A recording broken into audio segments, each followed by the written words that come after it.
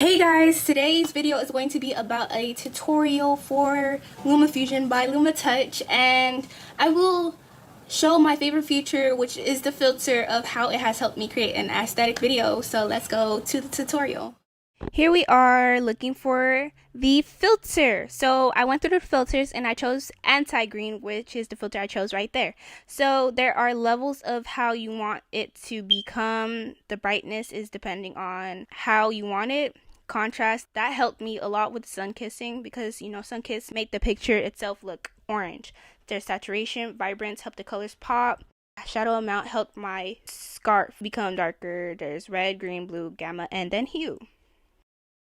So that is it, guys, and I hope you liked the tutorial because that is my favorite feature of LumaFusion by LumaTouch.